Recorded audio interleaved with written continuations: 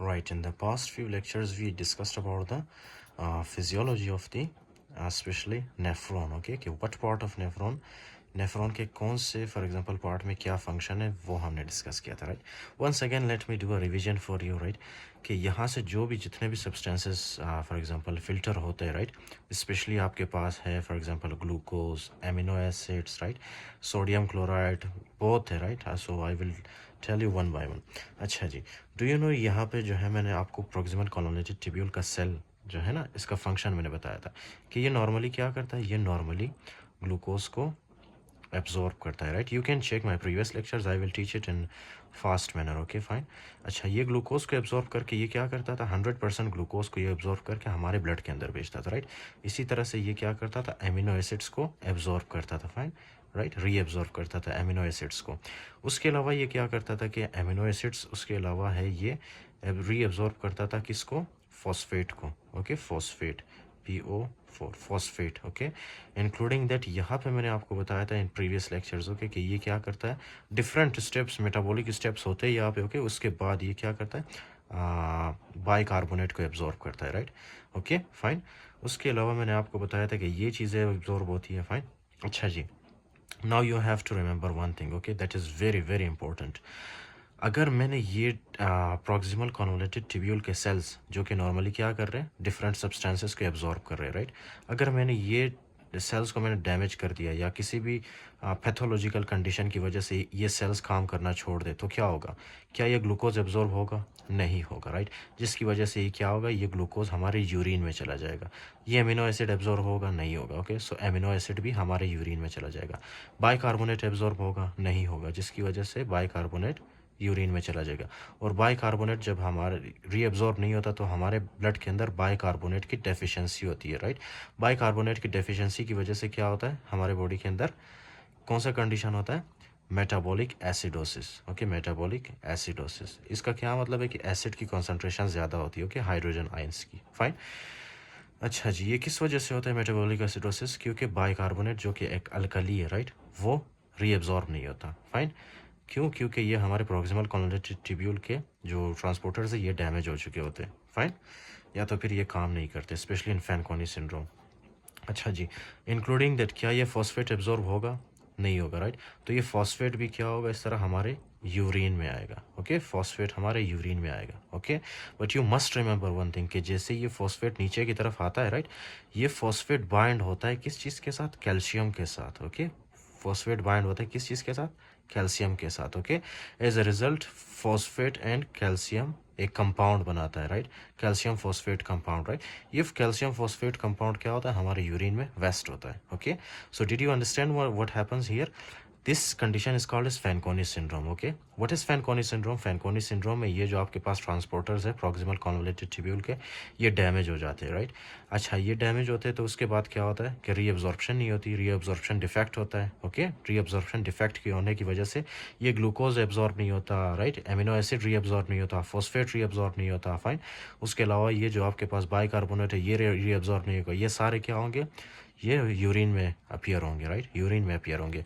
उसके अलावा जब फॉस्फेट एब्जॉर्ब नहीं होता तो फॉस्फेट किस चीज़ के साथ बाइंड करता है, कैल्शियम के साथ, और ये दोनों हमारे यूरिन में निकल आता है, राइट, जिसकी वजह से कैल्शियम कैल्शियम की डेफिशिएंसी होती है बॉडी के अंदर, राइट। जब कैल्शियम की डेफिशिएंसी होगी तो क्या होगा, रिकेट्स या ऑस्टियोपोरोसिस, ओके, रिकेट्स या osteoporosis, fine, rickets या osteoporosis, simple, okay. Right, you can see here, okay, this is the Fanconi syndrome, right? What happens in Fanconi syndrome? Generalized reabsorption defect in proximal columnated tibule, right? इसमें क्या है कि proximal columnated tibule है, यहाँ पे ये reabsorption होती है, right? तो इसमें क्या होता है फैनकोनी सिंड्रोम में, ये रीअब्जॉर्प्शन डिफेक्ट आ जाता है, राइट, जिसकी वजह से glucose, amino acid, bicarbonate, okay, phosphate, ये सारे रीअब्जॉर्ब नहीं होते हैं, ओके। ये देखा आप, increase excretion of amino acid, glucose, bicarbonate and phosphate and all substances reabsorb by the proximal convoluted tubule. जितने भी सब्सटेंसेज है, फॉर एग्जांपल पोटासियम है, उसमें है सोडियम है, राइट, ये सारे क्या होते हैं, यूरिन में चले जाते हैं, राइट। सो मेटाबॉलिक एसिडोसिस क्यों होता है इसमें? क्योंकि बाइकार्बोनेट आयंस एब्जॉर्ब नहीं होते, जिसकी वजह से ब्लड के अंदर बाइकार्बोनेट की डेफिशिएंसी होती है, right. So that will lead to metabolic acidosis, okay. Next is proximal renal tubular acidosis.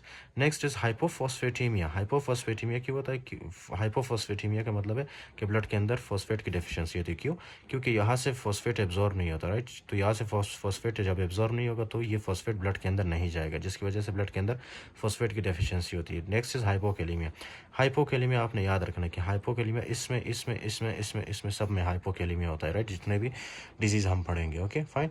अच्छा जी, तो क्यों? क्योंकि यहाँ से पोटेशियम लॉस हो रहा है, ओके राइट।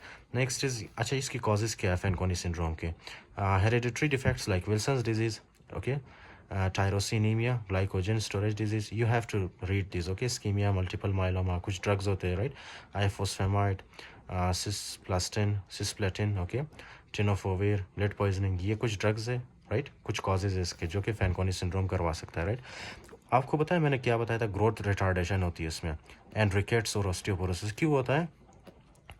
क्योंकि यहाँ पे जो है ना, ये फॉस्फेट क्या करता है? कैल्शियम को अपने साथ लेके जाता है।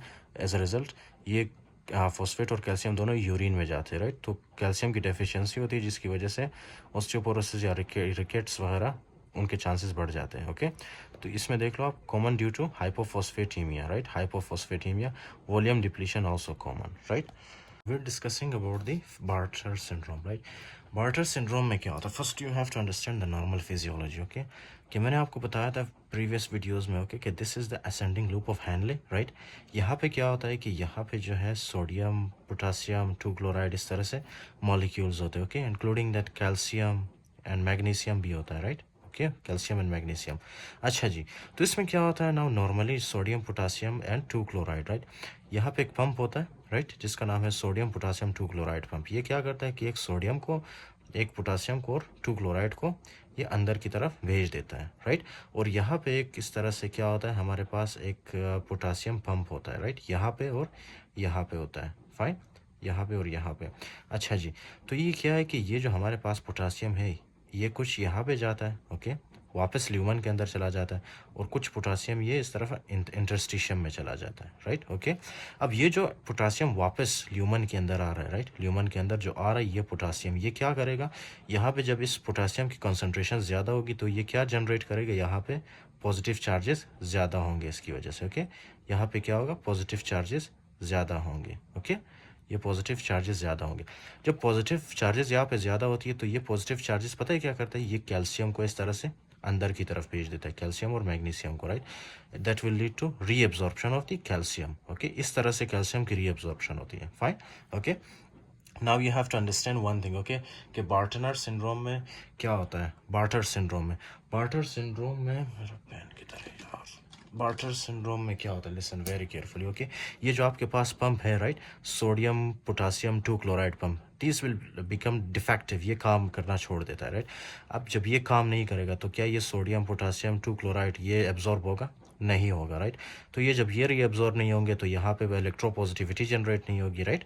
ओके, यहाँ पे जब ये एब्जॉर्ब नहीं होंगे तो ये पोटासियम, जाहिर सी बात है ना, ये वापस नहीं आएगा। जब ये वापस नहीं आएगा तो क्या यहाँ पे पॉजिटिव चार्जेस बढ़ेंगे? इलेक्ट्रोपॉजिटिविटी होगी ह्यूमन में? नहीं होगी, राइट? जिसकी वजह से ये कैल्शियम भी रीअब्जॉर्ब नहीं होगा, फाइन, ओके।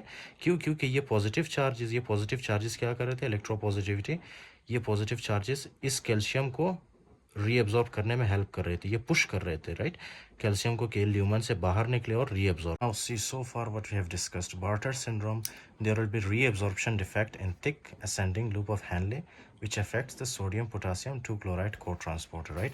ये आपके पास है sodium potassium 2 chloride transporter, okay, जो कि क्या करता है? सोडियम पोटासियम और 2 क्लोराइड को रीअब्जॉर्ब करता है। So it becomes defective. इसमें क्या है कि ये डिफेक्टिव हो जाता है जिसकी वजह से सोडियम पोटासियम 2 क्लोराइड एब्जॉर्ब नहीं होता, ओके।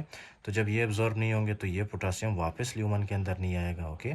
जब ये वापस ल्यूमन के अंदर नहीं आता तो यहाँ पे पॉजिटिव चार्जेस नहीं बनेगी, ओके। जब पॉजिटिविटी नहीं होगी यहाँ पे तो ये कैल्शियम को भी पुश करने वाला कोई नहीं होगा, right? So this calcium will start accumulating in the lumen, okay. As a result finally ये क्या होगा? हमारे यूरिन में अपीयर होगा, okay, right? So this is the Bartter syndrome, okay.